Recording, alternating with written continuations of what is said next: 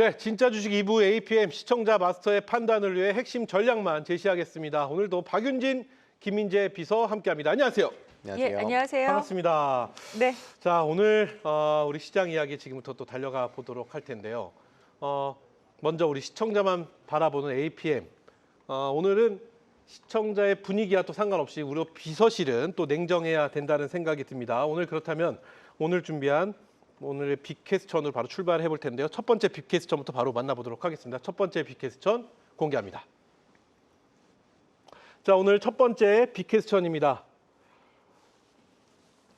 네, 건설사 사야 할 때 커지는 턴어라운드 기대감이라는 이슈로 시작을 해봅니다. 오늘 첫 번째 주제의 이슈는 건설입니다. 이게 얼마 만에 돌아온 건설에 대한 이야기일지. 그렇죠. 네, 박윤진 대표님. 네. 먼저 지금 현 상황의 건설사에 대한 총평을 한번 들어볼까요? 건설주 어떻게 보고 계시나요? 제가 봤을 때는 네. 건설주들이 지금 자체적인 어떤 건설업의 어떤 그 업황 회복도 있겠지만 원전하고 굉장히 관련이 많이 돼 있는 것 같아요. 원전. 오늘 네. 대우건설이 오르는 것을 봤을 때 상당히 인상적이었거든요.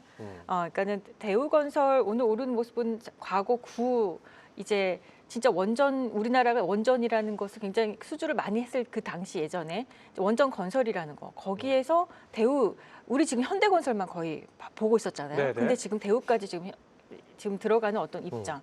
그런 입장 하나 있고요. 또 건설주가 뭐하고 맞물려 있습니까? 러시아 우크라이나 전쟁에 그렇죠. 지정학적 리스크. 네, 재건주에 또 같이 또 들어있지 않습니까? 그런 의미로 봤을 때 이 모멘텀이 좀 볼만하다. 그리고 최근에 순환매가 너무 시장에서 빠르게 일어나고 있는데 최근 일어나는 순환매의 공통점이 하나 있다면 일단 바닥급등주. 네. 바닥급등인데 어떤 급등이냐? PBR이 낮은 회사.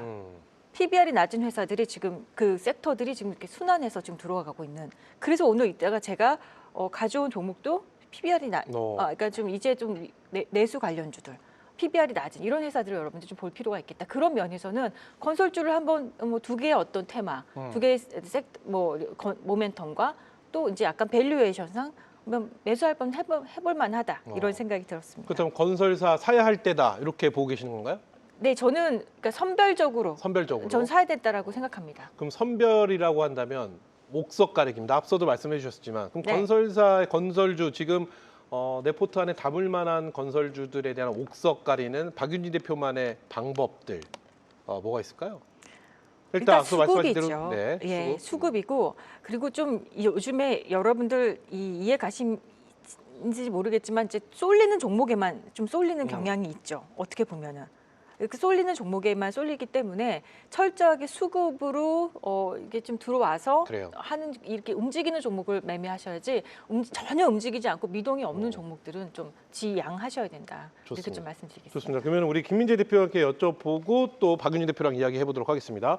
자, 우리 김민재 대표 오늘 건설 사야 할 때 커지는 턴어라운드 기대감이라는 첫 번째 빅퀘스천입니다. 동의하시나요? 건설 사야 될 때라고 보시나요? 동의하지 않습니다. 동의하지 않나요? 네. 그래요. 그 내용이 궁금합니다. 일단 주식은 굉장히 좀 간단하고 명료합니다. 또 큰 틀에서 좀 말씀을 드리면 오늘 시장이 상승을 하지 않았습니다. 시장이 상승을 하지 않을 때, 즉 주도 섹터가 쉴 때에는 뉴스가 있는 쪽, 재료가 있는 쪽이 상승을 한다라고 말씀드렸고 결국은 상승장에서는 상승이 길고 조정이 짧기 때문에 조정이 짧은 구간대 올라가는 종목을 사시기보다는 이 시장 상승을 이끌 만한 주도 섹터를 오히려 모아가시자라는 말씀을 항상 드리고 있는데 조정장에서는 재료가 부각이 되면 그 섹터는 지금 유동성의 힘 때문에 올라간다라고 보시면 될 것 같고요. 네. 오늘 같은 경우는 건설주 종목들이 좀 올라가게 됐었는데 모멘텀은 이겁니다.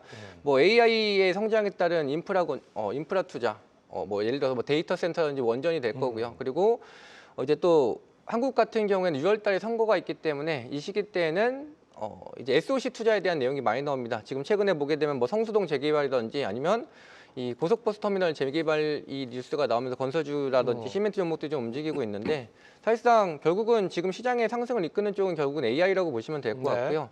건설이 지금 AI에 대한 수혜를 받는다, 원전이라든지 이런 데이터 센터를 건설하는 것 때문에 실적이 좋아진다라고 하지만 주식시장에서 결국 돈들의 선택은 이런 건설에 대한 매출 수주액보다 결국 AI 성장에다 더 목적을 두고 있기 때문에 똑같이 만약 매출이 증가한다라고 했을 때도 결국은 AI 쪽에 돈이 들어갈 그래요. 거다라고 보시면 될 것 같고요. 지금 어쨌든 말씀드렸던 것처럼 코스피가 어쨌든 5파동 구간에 있고 명절이 포함되어 있는 달입니다. 특히나 3,000대도 쉬었고 4,000대도 쉬었고 5,000대도 쉬었다라고 말씀드렸기 때문에 지수가 쉬는 구간에서 올라가는 이런 뉴스에 있는 테마들 같은 경우는 정말 짧게 단타 접근하시거나 크게 의미 두지 않는 게 낫다라고 말씀드리겠습니다. 정리해 보면 일단 건설주 섹터가 오늘 같은 이런 모습을 보여준 건 일시적인 모습이다 이렇게 평가하시는 거고요. 또 하나 요약을 해보면 사돈의 8촌보다는 그냥 사돈을 보는 게 훨씬 더 낫다. 8촌은 너무 멀다 이런 얘기인 거잖아요. 네, 정확하십니다. 좋습니다. 자, 그러면 우리 박윤희 대표는 지금 네. 건설주 볼 필요가 있을 것 같다. 물론 선별을 해서 대형주 단으로 봐야 된다 이렇게 말씀해 주셨는데 연속성 한번 여쭤보고 싶어요. 앞서 우리 김민재 대표는 이렇게 그러니까 길게 갈 섹터는 아닐 것 같다라는 평가를 해주셨거든요. 네. 어떻게 보고 계시나요? 이 건설주가 올라갔다가 금세 또 내려앉고 했던 이유들이 네. 뭐냐면 이 러우 전쟁의 이 이슈 때문인 것 그렇죠. 같아요. 뭔가 종결이 될 것 같으면서도 또 종전이 될 것 같으면서 또 뭔가 또 이슈가 있었단 말이에요. 건설주는 어쩔 수 없이 결국에는 이 러우 전쟁의 이 재건 테마와 같이 움직일 수밖에 없거든요. 네. 근데 이제 왜 우리 그런 얘기 하잖아요. 우리 그 늑대 소녀 얘기하잖아요. 이제 계속 거짓말 네. 하다가 이번에도 아닐 거라고 했는데 이번에는 진짜였다는 거. 이제 마지막에는 진짜였다는 것처럼 뭐 예를 들어 이번에도 조금 아니다고라고 생각할 수 있지만 그래서 좀 실망감이 나온다면 진짜 한번 이제는 거의 가까워졌지 않았을까. 그래서 저는 이제 그 건설 플랜트 뭐 당연히 이제 뭐 원전 뭐 데이터 센터에 대한 어떤 그것도 이제 볼만하구나. 그리고 워낙에 PBR이 낮은 종목들이 많이 포진되어 있습니다. 그러니까 자산을 좀 많이 깔고 있는 종목들이 있기 때문에 이런 종목들을 지금 밸류에이션은 뭐 자산만 본다면 충분히 저는 매매 가능하다라고 보는 관점입니다. 좋습니다. 그 늑대 소년 얘기를 해주셨는데 예전에는 늑대 소년이라고 했는데 요즘은 트럼프 또는 타코 타코. 쪽으로 그러네요. 얘기를 네. 좀 하고 있고 네. 그렇다면 박윤희 대표는 재건 vs 원전 네. 그럼 건설주의 어느 쪽을 좀 더 수혜의 이슈로 보고 계시나요? 물론 그렇죠. 재건과 원전 두 가지가 가장 큰 지금 건설에 대한 기대감이거든요. 네, 그러니까 굉장히 성격은 달라요. 그러니까 원전으로 붙는다 그러면 AI입니다. 그렇죠. 그냥 AI는 우리 김민재 대표가 계속 이제 AI 얘기하잖아요. 이 모멘텀이 굉장히 크거든요. 정말 확장성이 굉장히 큰 거고 그리고 약간 원전을 하나 만드는 것에 대해서는요 오랜 시간이 진짜 걸린다고 하죠. 사실 좀 약간 미래의 이야기를 좀 땡겨온 거나 마찬가지지만 결국엔 굉장히 파이가 크다라고 볼 수 있고 그래요. 재건은 여러분들도 알지만 그래도 어떤 뭐 전체적인 지구를 다 재건하는 건 아니잖아요. 네. 어떤 한 나라, 물론 우크라이나 나라가 굉장히 큰 나라지만 그렇게 이슈가 뭐 그걸로 인해서 엄청나게 큰 파격적으로 크다라기보다는 저는 원전이 훨씬 더 미래지향적이고 어떤 지금 모멘텀이 더 크다라는 생각은 하고 있습니다. 좋습니다. 자 이렇게 해서 첫 번째 이슈 저희가 건설주 오랜만에 이름이 나온 건설주에 대해서 이야기 나눠봤는데요. 뭐 추가적으로 첨언하신 말씀이 있으시면 들어보고 없으면 다음 퀘스천 만나보도록 하겠습니다. 그러니까 뭐 네. 제가 지금 이런 종목은 건설 쪽에서 지금도 볼만하다 이제 보면은 대우건설 너무 오늘 올라왔잖아요. 근데 일단 대형주 단으로 본다라는 것이죠, 우리 박윤희 대표는. 네네. 네. 대형주 단으로 제가 보고 있는데 DLENC라든지 여러분들 이제 막 올라오거든요. 혹시 이게 지금 차트가 보이는지 모르겠어요, 제가. 차트 지원해 주시죠. 네. 보면서 얘기해 보겠습니다. 네, 이 차트 어떤 차트인가요? 이게 지금 DLENC인데 네. 이제 고개를 막 들어주기 시작한 여기 자리가 보이시는지 모르겠어요. 이제 약간 그 전 고점이 여기 전 고점 이제 막 돌파를 해가지고 이제 고개를 좀 들어준 DLENC라든지 자 HD 건설기계 같은 종목. 이런 종목도요 박스권을요 이제 돌파를 하고 한 차례 이제 돌파 뚫고 눌러준 자리인데 다시 한번 이제 이렇게 올라갈 수 있는 어떤 저항선을 만들어놨다. 이런 종목들은 여러분도 한번 볼만하지 않을까. 좀 나는 공격적인 투자보다는 나는 아주 안정적이고 수동적인 어떤 그런 보수적인 투자를 하시는 분들에게도 저는 괜찮다 이렇게 좀 보고 있습니다. 좋습니다. 이렇게 해서 첫 번째 퀘스천 우리 건설주에 대해서 이야기 나눠봤고요. 계속해서 다음 퀘스천 살펴보도록 하겠습니다. 보여주시죠. 자, 두 번째 퀘스천입니다. 아틀라스 훈련 영상 효과의 로봇주 주가도 백덤블링이라고 저희가 네. 두 번째 이슈를 선택을 해봤는데 일단 로봇하면 우리 김민재 대표를 빼놓고 얘기할 수가 없습니다. 지금 보면 로봇주 오늘 시장의 로봇에 대한 평가 어떻게 하고 계시나요? 제가 답변하는 건가요? 네, 아, 제가 답변할까요? 아니요.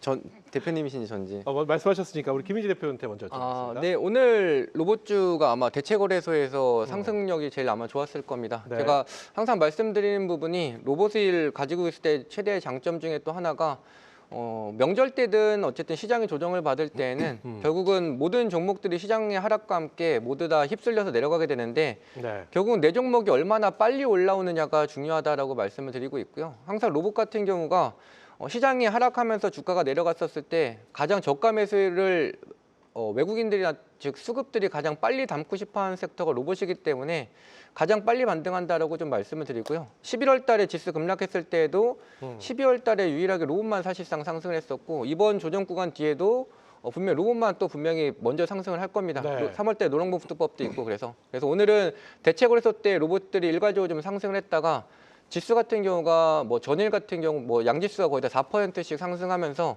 코스피는 특히나 또 박스권 상단에 왔다 보니까 지수가 지금 이제 움직이지 못하는 상황이 되다 보니 오늘은 올리려다가 좀 어떻게 보면 다시 되돌림이 좀 나왔다라고 보시면 될 것 같고요. 이러한 게 오히려 좀 힌트가 된다라고 보시면 될 것 같습니다. 오늘 분명히 로봇은 누군가의 선택을 받고 수급이 강하게 들어왔었는데 밀렸다라고 한다면 지금 밀린 가격대에서 현재 제일 우선순위 매수는 로봇이 되어야 된다라고 말씀을 드리겠습니다. 그래요. 지금 화면을 통해서도 아틀라스에 대한 훈련 영상 백덤블링 나왔잖아요. 네. 저보다 훨씬 잘해요. 아니, 아니, 아니 사실 저는 저게 뭐 실패한 영상이잖아요. 결국 백덤블링에 대해 완벽하지 않은 약간 삐끗한 실패한 영상인데도 전 깜짝 놀랐습니다. 그래요? 박윤 대표님 하실 말씀 있어요? 아니 그러니까 사실은요 저는 어떤 기계적인 어떤 기계적인 어떤 정수로서의 그런 내용들을 잘 몰라요. 그러니까 저게 그 메카닉적으로 굉장한 건지. 그 굉장한 그렇습니다. 굉장한 거 정말 아닌가요? 굉장한 네, 로봇이 기술인가요? 저는 사실은 네. 동물만이 가능한 아, 행위라고 생각을 했었던 부분이 네네네네.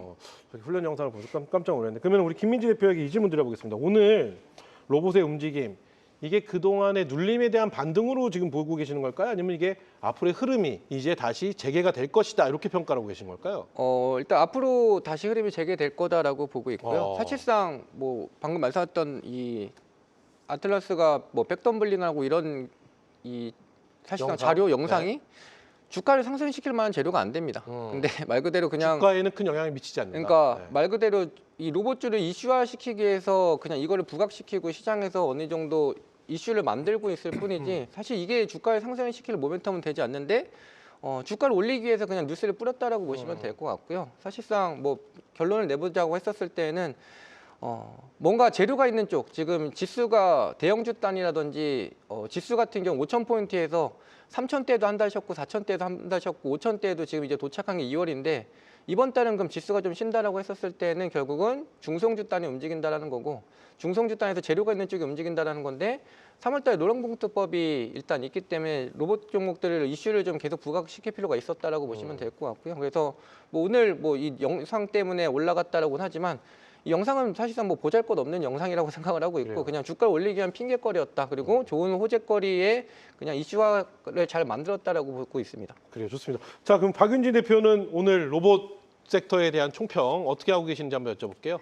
2월 달이잖아요. 네. 사실은 지금 이제 일주일간의 우리 그 휴일이잖아요. 그렇죠, 이제 설 연휴. 설 연휴로 다음 주 쉬는데 저 2월 달이 항상 설 연휴도 있고 굉장히 짧다고 생각하는 거예요. 그래서 뭔가 마음이 4월 달 준비를 먼저 좀 한다 그러면 항상 2월 달에 나도 모르게 좀 급해지는 게 있어요. 3월에 준비, 4월에 네네네. 준비. 저는 3월에 준비. 3월에 로봇이 간다고 보거든요. 김민지 대표님 아까 노랑봉투법 얘기했습니다. 시행 자체가 2월 말부터 3월 초인가요? 아마 이제 그렇게 되는 걸로 알고 있는데 자 이게 그런 이슈도 있지만 3월 4일 날 이제 그 코엑스에서 뭐가 열리냐면 스마트 공장 자동화 산업전 이 이벤트가 있어요. 네. 그러면 여기서 이제 3월 4일부터 6일까지 코엑스에서 열리는데요. 여기서 로봇들 장난 아닐 거라고 봐요 이번에. 그러니까 뭐 아틀라스가 여러분들 마음을 CES에서 굉장히 많이 뺏은 거 아시죠? 이게 올해 이제 CES 그렇죠. 연초에 올해 CES의 주인공은 거의 네. 그랬는데 이번에 3월 4일에서 며칠간 이뤄지는 여기서도요. 여러분들은 또 다른 그 사이에 또 다른 어떤 비전을 보여줄 거다. 몇 달 이제 한 2달 후 거잖아요. 1월 달 CES 이후로 그러면 또 달라진 어떤 로봇, 이 스마트 공장 자동화, 이 산업전에서 굉장한 여러분들 비전을 볼 수 있을 거다.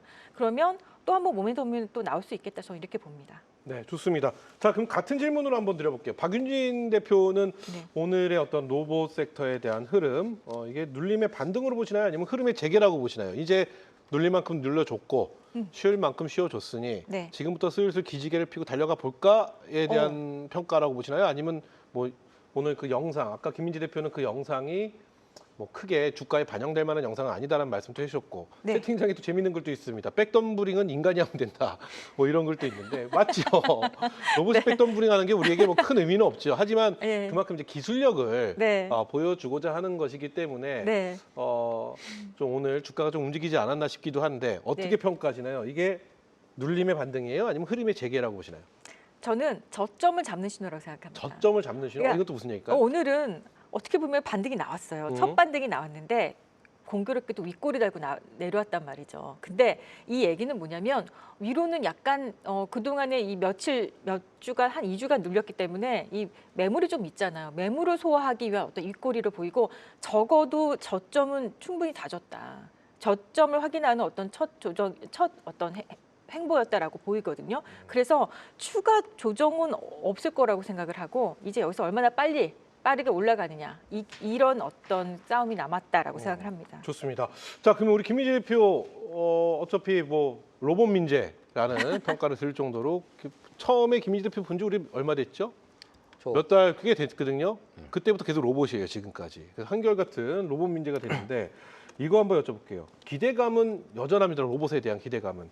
근데 또 하나 그동안의 기존과 바뀐 거는 일단 우리 개인 투자자분들이 접근할 때 기존 로봇 섹터 안에 있는 로봇주들 있잖아요. 뭐 대기업하고 연결되다니 감속기라든지 이런 쪽을 좀 봐야 되는 건지 그 사이에 변화가 된 건 현대입니다.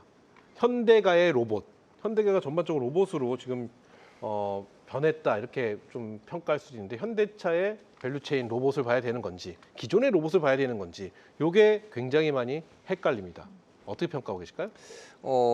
말씀하셨던 건 처음에는 로봇 종목들이 상승했을 때 뭐 감속기 쪽이 좀 이슈를 받았었고 그 다음부터 이제 현대와 관련된 로봇 종목들이 좀 조정을 관심을 좀 받고 있는데 이제는 2026년을 보게 됐을 때 어쨌든 시장이 가는 한 해라고 계속 말씀을 좀 드리고 있기 때문에 이제는 뭐 감속기라든지 또는 뭐 현대차 관점보다는 그냥 시총 상위단에 있는 로봇을 좀 보자라고 말씀을 드리면 될 것 같습니다. 어쨌든 지수를 올리기 위해서는 시총 상위단이 올라가야 되고요.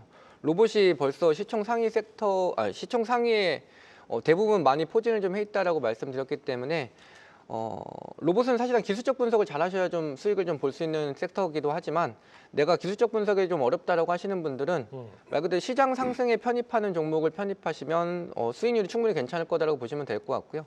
어차피 뭐 모든 로봇들이 지금 뭐 협력사도 오늘 유진 로봇 같은 경우에도 거의 상한가 가까이 올라가면서 올라갔었는데 뭐 대기업이 지분을 갖고 있지 않습니다. 그냥 어떻게 보면 협력사일 뿐인데도 그래요. 기술적인 부분 때문에 올라간다라고 보시면 돼서 기술적 분석이 조금 어려우신 분들께서는 그냥 삼성전자, SK하이닉스를 시장을 믿고 사시는 것처럼 시총 상위에 있는 로봇을 사시면 적어도 내가 높은 고점에서 사서 물려서 손실 볼 가능성은 없다라고 보시면 돼서 시총 상위단을 그냥 차라리 공략하시는 게 낫겠다. 낫지 네, 않겠느냐? 그렇게 말씀드리겠습니다. 시총 상위단에서 한번 더 쪼개져 볼게요. 그럼 그 안에서도 실적. 우리가 주가의 본질은 실적과 기대감이잖아요. 네. 로봇 섹터는 이제부터 실적을 좀 위주로 그래 조금이라도 나오는 쪽의 실적을 봐야 될까요? 아니면은 그냥 기대감만 갖고 시총 상위단을 그냥 보면 될까요?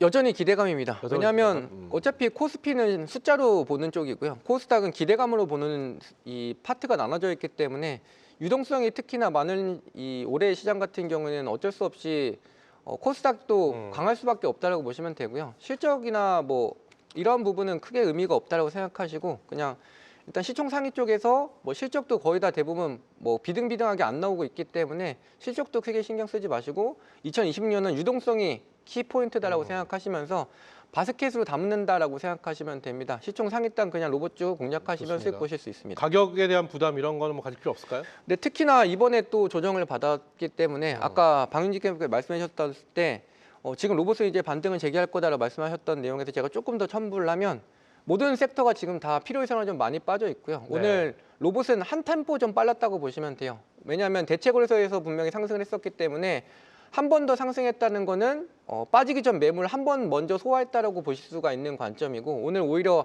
하락했던 종목들 같은 경우에는 아직 윗단에 있는 물량을 소화를 못했다라는 그래요. 관점으로 보실 수가 있기 때문에, 여전히 지금 로봇은 일단 오늘 하루는 더 빨랐었다. 다른 종목들보다 낙폭에서 지금 위에 있는 매물 더 빨리 소화했기 때문에 더 빨리 상승할 만한 조건을 일단 하나는 더 해놨다, 이렇게 생각하시면 될 것 같습니다. 좋습니다. 자, 우리 박윤희 대표 네. 로봇 섹터에 대한 박윤희 대표만의 선별 기준 한번 또 들어보고 싶습니다. 로봇 섹터 박윤희 대표는 지금 모아가는 거에 대한 일단 어떤 의견을 갖고 계실까요? 저는 지금 천천히 이제 뭐 속도가 믿지 않아도요. 천천히 모아간다는 개념으로, 그러니까 3월에 내가 빛을 볼 거다. 그렇죠. 이런 관점이면, 예를 들어서 여러분이 설 연휴를 앞두고 있는데 내가 좀 자금이 조금 약간 타이트하다 하시는 분들은요, 설 연휴 끝나고 담으셔도 되고요. 언제든 지금도 좀 미리 나는 좀 약간 여유가 있으시다. 또 마음의 여유도 있으시다. 그러면 지금도 저는 지금부터 준비하는 것도 저는 나쁘지 않다 생각합니다. 일주일 우리가 쉬거든요. 좋습니다. 그리고 2월이 원래 30일까지는 아니잖아요. 그렇죠. 짧죠. 그러니까 3월이 금방 온단 말이죠. 좋습니다. 네. 자, 그렇다면 박윤희 대표는 네. 옥석 어떻게 가르쳐야 되나요? 로봇의 어느 쪽을 좀 보고 계실까요? 지금 현대차 밸류체인 쪽으로 보시는지, 아니면 기존의 로봇을 보시는지, 아니면 실적단으로 보시는지. 로봇에서는 실적이 지금 크게 나올 수 있기가 쉽지는 않은 것으로 그렇죠. 이제 네. 보여지는데, 이렇게 나누면 돼요. 코스닥 안에 있는 로봇을 볼 것인지, 코스피 안에 있는 로봇을 볼 것인지. 그런데 이제 코스피 안에 있는 로봇을 보자보면 굉장히 좀 국한돼 있죠. 현대차 그렇죠. 그룹이라는 것으로 이제 국한돼 있고, 근데 그 시가총액들이 만만찮게 크죠. 다 더해서 몇 개 안 되지만 뭐 현대차, 현대오토에버, 현대모비스, 뭐 기아까지 해가지고 이게 시가총액이 4개밖에 안 되지만 굉장히 크고요.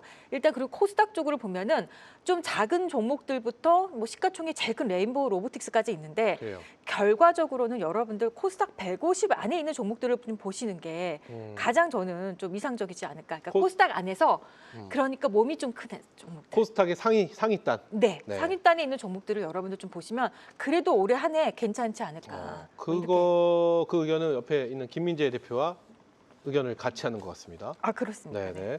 좋습니다. 이렇게 해서 로봇 섹터에 대한 이야기 저희가 나눠봤는데요. 뭐 추가적으로 첨언하실 말씀 있으시면 들어보고, 없으시면 다음 캐스천 살펴보도록 하겠습니다. 자, 그럼 계속해서 다음 캐스천 확인해 보겠습니다. 보여주시죠. 네, 엇갈린 희비, 꽃길 예약, 금융주와 안갯길 주의보, 방산주. 와, 잔인하게 헤드라인을 잔인하게 뽑았습니다. 꽃길 예약을 금융주가 했고요. 방산주는 안갯길에 대한 주의보, 사고 날 수 있다는 얘기인가요? 이렇게 선택을 해주는데, 지금 일단 금융주부터 얘기를 해봐야 될 것 같습니다. 금융주에 대한 오늘의 평가 어떻게 하고 계신지 평가부터 들어볼까요? 어느 부분부터 해볼까요? 김민재 대표님.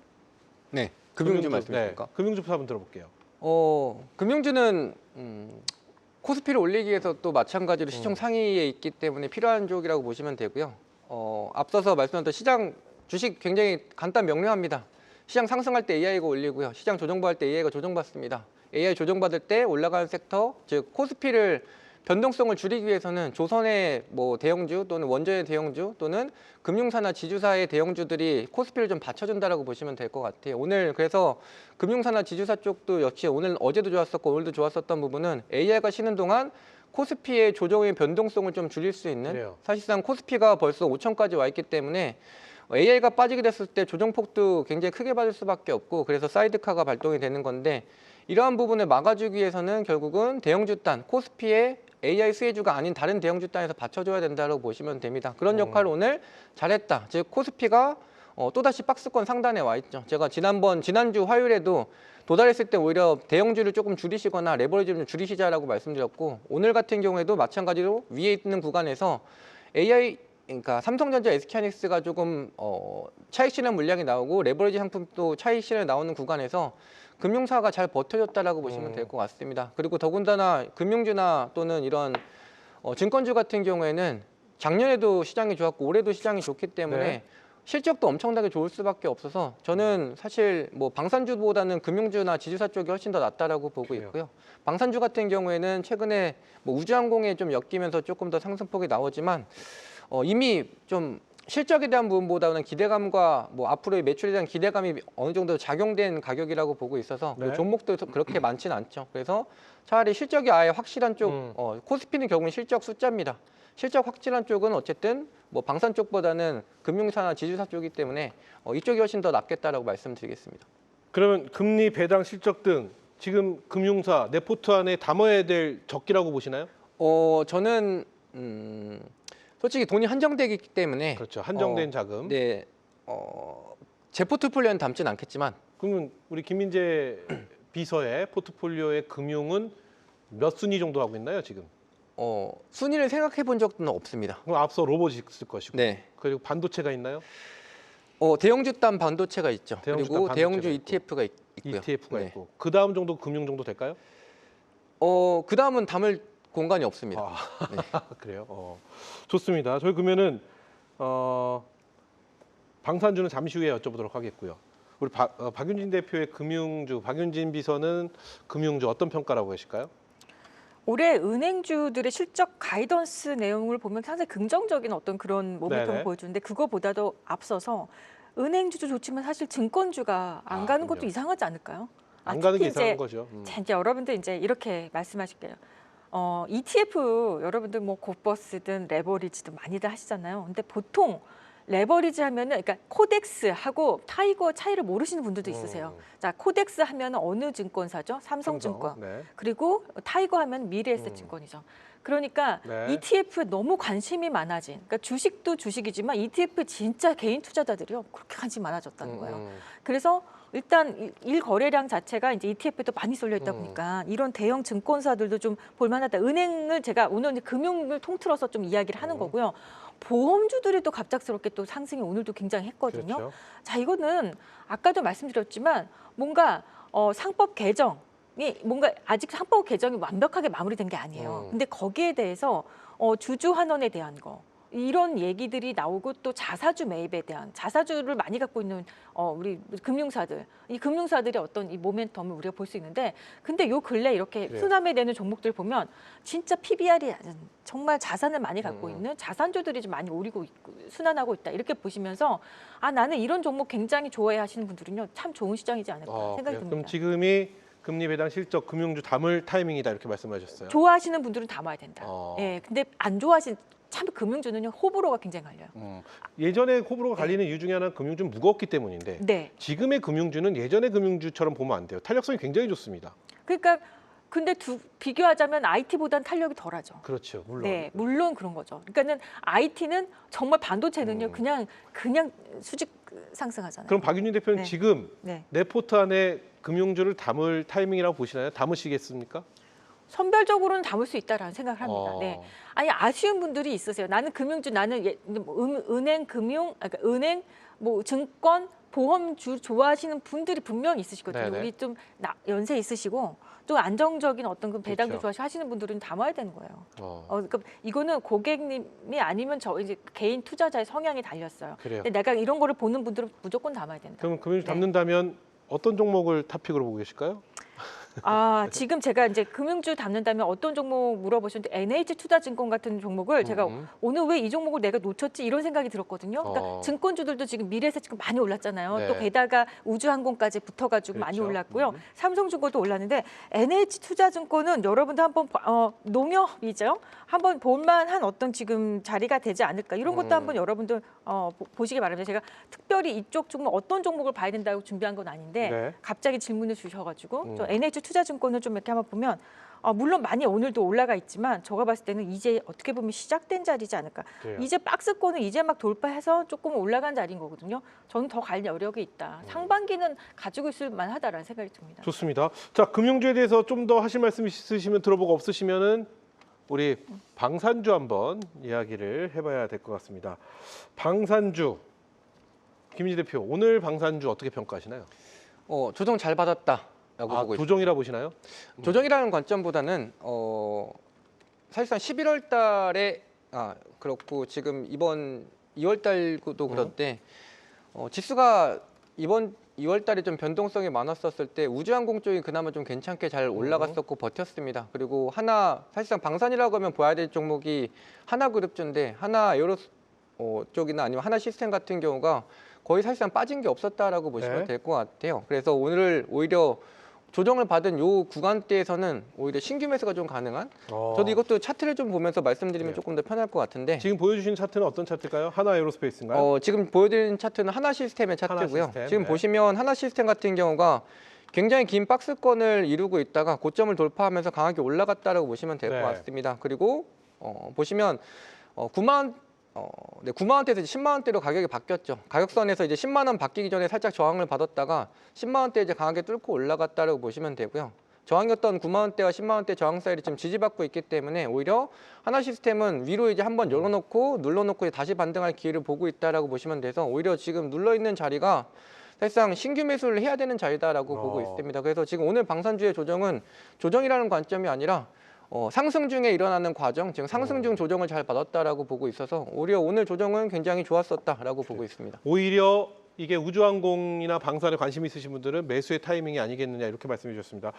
자, 그럼 박윤희 대표께도 여쭤보겠습니다. 하나 에어로스페이스가 실적 연간 2025년 연간 기준 최대 실적을 달성했지만 4분기 시장의 기대치에 하회하는 그렇죠. 모습을 하면서 어닝 쇼크가 네, 맞아요. 어닝 쇼크를 피하지 못한 이런 모습에서 오늘 또 어떤 이런 조정세가 보여졌습니다.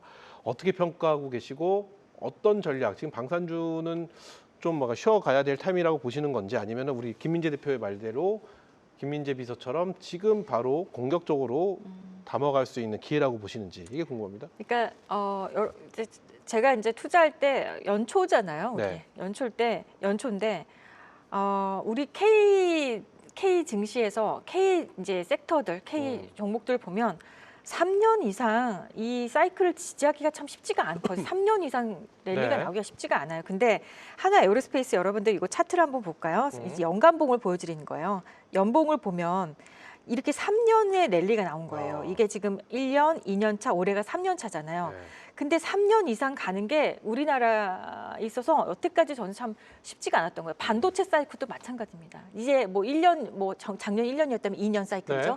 3년을 넘기 쉽지 않은 거는 우리나라라는 이 대한민국 가지고 있는 외생 변수가 너무 많아서이거든요. 그러니까 어떤 외환적인 거, 환율적인 부분, 그리고 금리적인 부분 또 이게 통화도 우리가 이제 뭐 기축 통화가 아닌 거고요. 네. 또 여러 가지 이제 외생 변수가 워낙에 많은 나라이기 때문에 사실 이게 3년 사이클 가기가 쉽지가 않다라는 생각을 조금 하면서 어차피 또 작년에 약간 꺾이긴 했다고 하는데 그래도 올해는 시장에서 워낙에 우리 대한민국 K 증시를 끌어올리려고 지금 막 정부에서도 상당히 지금 노력을 하고 있지 않습니까? 그럴 때 3년 사이클을 제가 원래 안 보는데 올해까지는 그래도 방산주도 한번 볼만하지 않을까. 그런데 이 전고점을 하나 에어로스페이스가 제일 강했었으니까 방산주 하면 제일 대표적이지 않습니까? 좀 이렇게 보면 지금 당장 날아갈 수 있을 것인가라고 본다면 조금 좀 조정이 조금 더 길어질 수 있겠구나. 조정이 조금은 더 주봉상에서 좀 나올 수도 있겠구나 생각이 들고요. 네, 네. 예를 들어서 LIG 넥스원 같은 경우는 요건 좀 담아봐도 되네. 이게 도대체 왜 모양새가 조금씩 다르지? 이제 고개를 이런 살짝 생각을 들고 있는 건 네. 네요. LIG 넥스원은 오히려 약간 담아봐도 되겠다라는 생각이고, 자 나는 좀 단기적인 모멘텀을 굉장히 세게 받는 사람이다라고 한다면 하나 시스템 같은 것들. 분봉을 보면 또 매수할 어떤 그 자리가 보인단 말이죠. 그러니까 선별적으로 움직인다는 거. 이전에는 방산하면 다 같이 움직였고요. 현대 롯데만 한번 볼게요. 이제 우주 방산 쪽이 아닌 이제 순수 장갑 전차 군단이라고 하는 현대 네, 롯데물 좀 보면 현대 롯데도 그렇게 주가 모양새가 강하지가 않아요. 그러니까 흩어졌다는 거예요 한마디로. 그러니까 정말 섹터가 강하면 모든 종목들이 다 합창을 해갖고 같이 오르거든요. 근데 이렇게 약간 흩어진다, 약간 선별적으로 움직인다 그러면 그 섹터는 어느 정도 에너지가 조금 분산되고 가는 것만 가는 이런 생각도 좀 드니까 선별적으로 보실 수는 있겠다 이렇게 말씀드립니다. 좋습니다. 이렇게 해서 저희가 방산주 그리고 금융주에 관련된 이야기를 두 분의 비서진의 의견을 들어봤는데요. 추가적으로 첨언의 말씀 있으시면 들어보겠습니다. 없으신가요? 좋습니다. 그러면 이렇게 해서 오늘 시장의 주요 이슈를 다룬 세 가지 빅퀘스천 우리 시청자 5개는 또 어떻게 판단하셨을지 궁금합니다. 자, 이제 다가올 내일장을 위해 내일 전략 리포트로 보완 정리해 보도록 하겠습니다.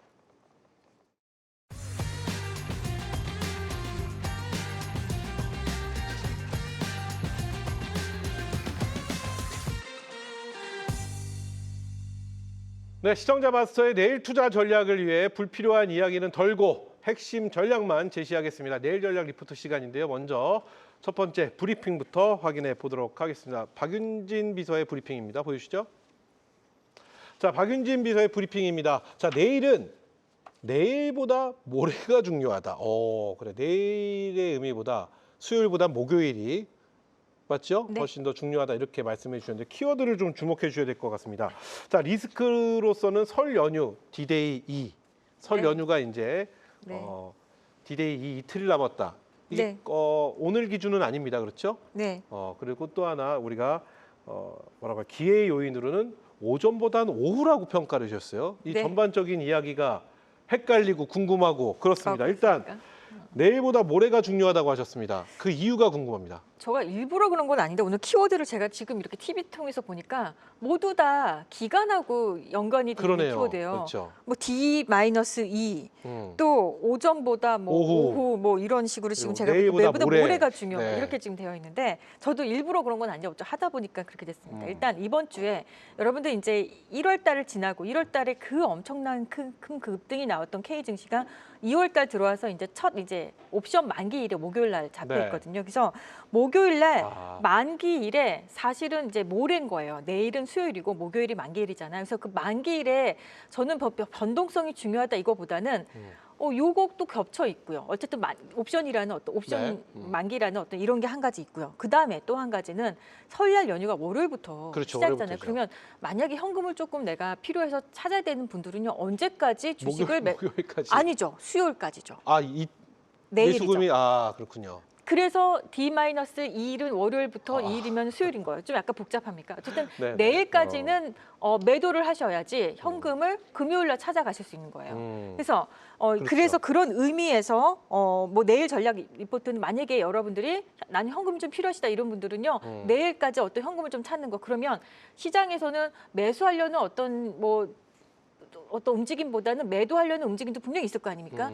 그래서 내일 약간 뭐 일부 조정은 나올 수 있다. 그래요? 근데 이제 그렇게 나오면 내일까지가 데드라인인 거잖아요. 그럼 됐고 그러면 목요일은 왜 중요하냐? 옵션 만기에다가 이제 매도할 사람 다 매도했다 이거죠. 설 연휴에 대해서 네. 매도할 사람은 반영이 다 됐다는 얘기죠. 반영이 어느 정도 됐다라고 보는데 그래요. 근데 이 현금을 찾을 분들은 수요일이지만 현금이 아니라 나는 그냥 시장에 대해서 나는 이 일주일간을 나는 이 돈을 이렇게 주식을 들고 나 있는 게 부담스럽고 무거워라고 생각하시는 분들 계세요. 네. 미국 시장에서 무슨 얘기 나올지 모르겠고 그런 분들은 금요일날 매도를 조금 하거나 목요일날 매도를 좀 하겠죠. 그래서 수목금이 약간 이거를 차익을 하고 갈 것인가 아니면 내가 현금을 좀 찾을 것인가에 대한 어떤 그런 기로점에 있는 주간이고 이번 주가 네. 그러다 보니까 이제 그런 것들에 대해서 리스크가 있고 현금 찾으실 분들 또는 주식을 좀 내가 현금화를 좀 해놓고 싶으신 분들은 그래요. 이제 참고하셨으면 좋겠다. 그리고 그렇다면 오전보다 오후가 이제 네. 궁금합니다. 이거는 기회 요인으로 선택하셨거든요. 네, 그러니까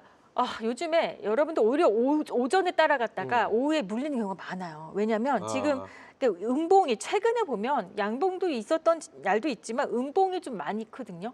그 얘기는 아침에 시장이 강하고 조금 뒤로 밀리는 어떤 약간 전강 후약장이 좀 많이 연출이 되고 있다는 거예요. 그래요. 그거를 주목한다면 전강 후약 내가 기회를 좀 찾는다. 매수의 기회, 신규 매수의 기회를 찾는다 그러면 아침에 막 뛰어들지 마시고 제 생각에는 조금 점심시간 이후로 오후 네. 시간을 좀 기다리는 것이 어떨까. 그래서 그때 약간 줍는 마음으로 어떤 줍줍하는 마음으로 그것도 좋겠다라는 생각해서 오전보다는 한번 오후를 한번 선택해보자. 이번 주만큼은. 그래요. 네. 요즘 시장 좀 가만히 들여다보시는 분들은 아시겠지만 시작하자마자 개장하자마자 변동성이 굉장히 크게 보여주고요. 엄청 커요. 네. 1시쯤에 한 번 있습니다. 네. 12시에서 1시쯤에 점심 그 왜 식사하시고 그런지 아십니까? 식사하고 오신 다음에 뭔가 변동성을 그 왜 그런지 아세요?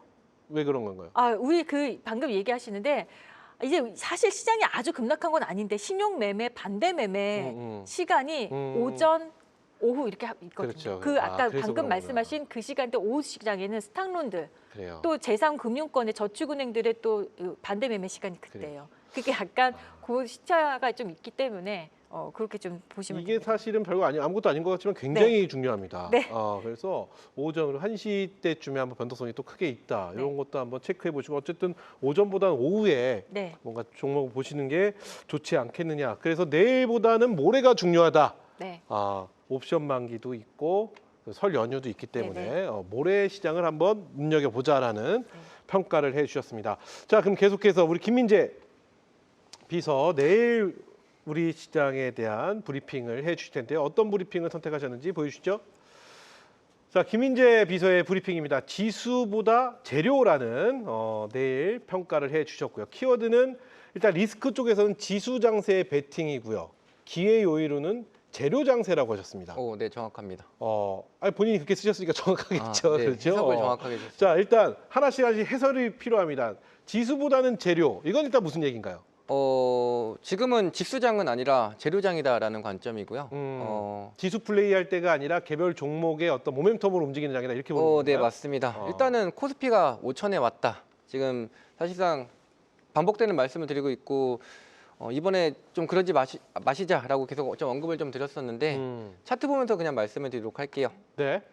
우리 개인 투자분들 또는 대부분의 투자분들께서 살 수밖에 없고 유혹을 당할 수밖에 없었던 항상 시점을 보게 되면 10월 달에 이렇게 올라가게 됐을 때 삼성전자, SK하이닉스가 굉장히 가파르게 올라갔었습니다. 그러니까 이제 약간 삼성전자, SK하이닉스 조정을 받으려고 하는 모습을 보였을 때가 이제 4,000선을 넘었을 때였다고 보시면 되고요. 근데 이때 SK하이닉스와 삼성전자가 또 굉장히 많이 빠져서 이때 이 종목을 추천한 분들께서도 굉장히 좀 곤욕스러우셨고 그리고 매수하셨던 분들은 또 많이 힘드셨지만 지금 보게 되면 이제 4,000선대를 안착하고 나서는 이제 5,000까지 올라가는 동안에도 이제 12월 달과 1월 달 동안 삼성전자, SK하이닉스가 또 엄청나게 두각을 나타내면서 이 지수 ETF까지 이제 사시게 됐었는데 지금 이제 5,000까지 왔었을 때에는 사실상 다시 어게인 11월 달이라고 보시면 될 것 같아요. 4,000선에서 그랬던 것처럼 이제 5,000선까지 오게 됐었을 때에는 대형주를 사실상 쫓아가시기보다는 그동안에 상승했었던 건 이제 5천을 가기 위해서 삼성전자, SK하이닉스가 지수가 올라갔다고 보시면 되고 도착했을 때는 이제 오히려 삼성전자, SK하이닉스가 쉬는 구간인데 워낙 1월 달에 잘 갔다 보니까 쉴 때 이제 매수하자라고 개인 투자분들께서 삼성전자라든지 ETF 또는 SK하이닉스에 들어갔더니 지금 그래요. 박스권에 갇혀 있고 오히려 종목 단위 계속 움직임이 조금씩 나오는 시점이라고 보시면 됩니다. 이제 2월 달이 막 시작했기 때문에 차트상에 보셔도 이 11월 달에 한 달 동안 거의 지수가 쉬었다라고 보시면 되고 네. 8월 달 같은 경우는 3,000선까지 왔었을 때 한 달 가까이 쉬었었기 때문에 이번에도 일단 2월 달 정도 한 달 정도는 대형주 단위나 지수가 좀 쉴 수밖에 없는 타임이라고 보시면 돼서 오히려 지금 지수가 특히나 삼성전자, SK하이닉스가 여기서부터 더 달리겠지라고 해서 올라갈 때 쫓아보시기보다는 위에선 조금 줄이셨다가 그래요. 돌파하고 나서 다시 가기 시작했을 때는 또다시 큰 상승이 나올 테니 돌파하고 사시면 괜찮겠다고 말씀드리고요. 아직까지는 지수 코스닥과 코스피 그리고 삼성전자, SK하이닉스 모두 박스권에 좀 갇혀 있을 때에는 대형주 단은 오히려 지금 제일 높은 가격일 때 조금 차익 실현해 놓으셨다가 이 박스권 구간 적어도 일단 한 달 정도는 박스권이라고 생각을 하시면서 재료가 있는 중소형주 단에서 수익을 보시다가 지수가 다시 달려나갈 때 대형주 쪽 그리고 지수 ETF를 좀 베팅하자라는 관점입니다. 그래서 아까 리스크 요인은 오히려 지수 장세에 베팅해서 대형주나 ETF를 공략하시는 게 리스크라기보다는 어떻게 보면 조금 덜 효율적이다라는 결국 관점으로 보시면 지수는 될 것 기간 같고요. 조정을 좀 받는다 이렇게. 네, 잠시 평가하시는 기간 거네요, 조정을 그렇죠? 좀 받는 구간인데 이때 대부분 지금 이제 막 조정을 겨우 주니까 지금 막 사시려고 사실상 하시는 거거든요. 그래요. 근데 오히려 이때는 내 돈이 좀 묶이는 구간이라고 보시면 될 것 같고 네, 오히려 중소주단은 공격 재료장을 좀 공략하시다가 지수가 이제 아예 돌파해서 간다라고 했을 때 그때 들어가시자라는 관점입니다. 그렇다면 기회 요인으로 재료 장세라고 말씀하셨는데 이것도 그럼 중소형주 단에 이슈가 있는 종목들을 공략하는 전략을 말씀하시는 거죠? 네, 맞습니다. 섹터는 상관이 없을까요? 네, 어차피 지금은 박스권에서는 재료 있는 쪽이 그냥 단기적으로 계속 유동성에 의해서 올라가기 때문에 뭐 섹터는 크게 상관없다라고 보고 있고요. 단지 이번 조정 뒤에 결국 또 상승한다고 했을 때는 AI 수혜주가 올라갈 거니까 AI 수혜 중에서 재료가 있는 쪽이 가장 우선순위로 하시면 좋겠다라는 관점입니다. 좋습니다. 자, 이렇게 해서 내일 전략을 리스크와 기회로 구분해서 만나봤는데요. 시청자 마스터께서는 어디에 기회가 있는지 판단이 필요한 듯합니다. 계속해서 유망한 종목들을 가지고 더 구체적인 수익률 전쟁을 펼쳐보도록 하겠습니다. 비서진의 보고서 배틀로 이어가도록 하겠습니다.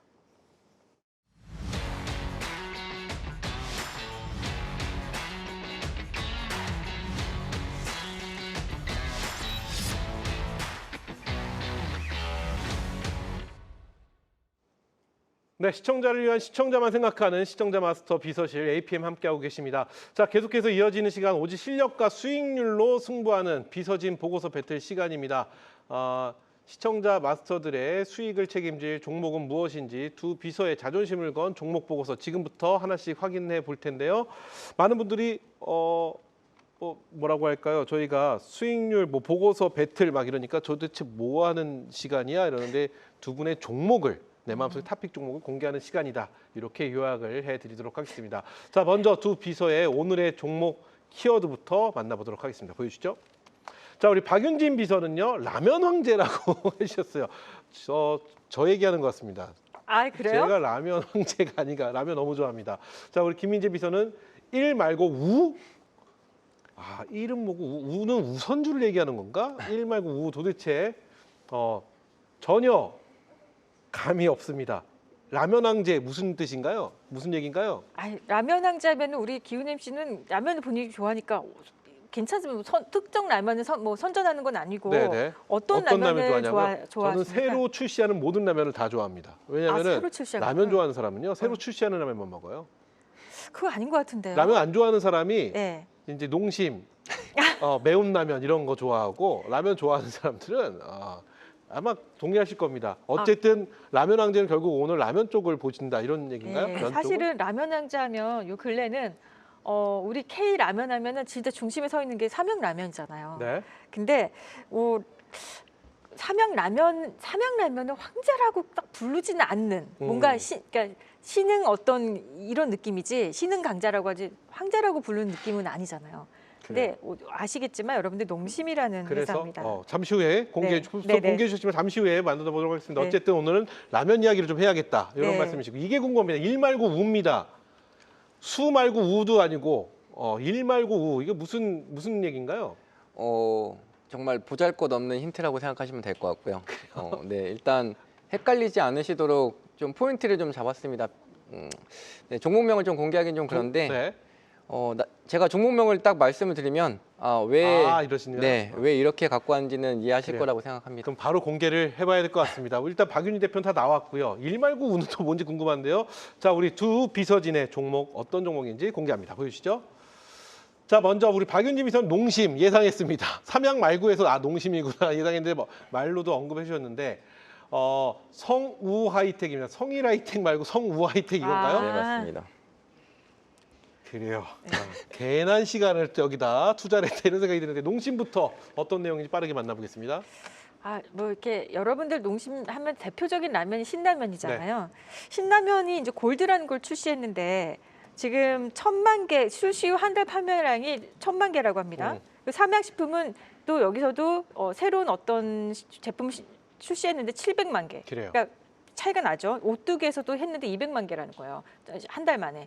그러니까 농심은 역시 농심했다라고 생각하는데 다른 거보다 제가 아까 전에 여러분들 서두에 그런 말씀 드렸어요.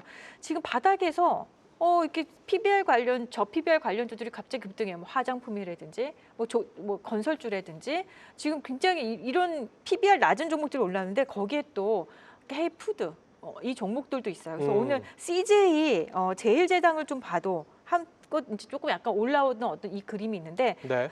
이 음식료 관련 내수주 관련주들도요 워낙에 저평가돼 있잖아요. 근데 이 회사들이요 전부 다 비슷한 차트에 비슷한 모양을 지금 하고 있는 것이 한 번은 쏘겠다 생각이 드는데 그것이 이번 이제 이 섹터 순환매 섹터에서 저PBR된 어떤 이 순환매 섹터에서 이번에 음식료도 한번 움직이지 않을까 그래요. 하는 관점에서 농심 대장주처럼 움직이는 농심을 좀 가지고 왔습니다. 좋습니다. 농심 목표가 손절가도 같이 한번 확인해 보겠습니다. 네, 농심 한번 차트를 한번 놓고 한번 볼까요? 네. 자, 여기 뭐 44만 3천 원으로 오늘 끝나긴 했는데요. 제 생각엔 이번에 50만 원을 넘어서 한 50만 원 정도, 52만 원 정도는 52만 오늘 볼 원. 수 있는 어떤 탄력성이 나오지 않을까 생각이 듭니다. 좋습니다. 농심 매수가 44만 원, 목표가 52만 원, 손절가 40만 원 이렇게 네. 제시를 해 주셨습니다. 박윤진 비서의 종목 농심 만나봤는데요. 채팅창에 뭐 라면 막 올라옵니다. 저는 솔직히 말해서 가장 좋아하는 라면 따로 있어요. 뭡니까? 가장 저렴한 라면 좋아합니다. 그 제일 저렴한 게 뭡니까? 말해도 되나요? 네. 제일 저렴한 게 이제 참고대로. 김치라면, 소고기 라면. 생면이 제일 싸잖아요. 네. 소고기 시간 라면? 없다고 하네요. 어, 제가 라면에서 브리핑을 해드리고 싶은데. 그러니까요. 좋습니다. 자, 그럼 계속해서 우리 김민재 일 말고 우입니다. 성일 하이텍 말고 성우 하이텍입니다. 자, 어떤 내용인가요? 네, 시간상 짧게 말씀드리겠습니다. 일단 그래도 종목명이 헷갈리기 때문에 이걸 좀 확실하게 잡아드리는 게 중요하다고 생각해서 그래요. 힌트를 좀 가지고 왔고요. 제가 드리는 거는 성우 하이텍입니다. 성일 하이텍이 최근에 좀 잘 상승해서 성일 하이텍을 착각하지 마시고 성우 하이텍을 가지고 왔고요. 최근에 이제 자동차 부품사 오늘 같은 경우에도 사실상 현대차 종목들이 좀 올라가면서 부품사 쪽도 움직였다고 보시면 될 것 같고 2차 전지 좀 에너지 쪽도 좀 움직였다고 보시면 될 것 같은데 성우 하이텍 같은 경우에는 자화전자처럼 원래 자동차 부품사였다가 이제 로봇 부품사로 변경이 되고 있다라고 보시면 될 것 같습니다. 그래서 성우 하이텍이 이제 자화전자와 같은 좀 흐름을 가져갈 거다라고 보시면 될 것 같고 차트 보면서 간단하게 흐름 짧게 말씀드리도록 하겠습니다. 기술적인 부분에 항상 포인트가 타이밍이라고 보시면 될 것 같고요. 계속 연속된 고점이었었던 데를 거의 2024년부터 5년, 6년 동안 한 번도 돌파를 못하다가 그래요. 거래량이 돌파하면서 지금 돌파하고 지지받는 모습이 나오고 있다라고 말씀드리고 자화전자도 같은 패턴으로 움직여서 지금 거의 100% 가까이 네. 상승했기 때문에 성우 하이텍 한번 눈여겨보시자라고 말씀드리겠습니다. 네, 성우하이텍 목표가 8,500원, 손절가 6,000원 제시해 주셨습니다. 자, 여기까지 우리 시청자 바서를 위한 종목들 만나봤는데요. 오늘 보고한 종목들 모두 비서진의 성적표에 기록되고요. 일주일 뒤 수익률에 대한 보고서를 제출해 주시기 바라겠습니다.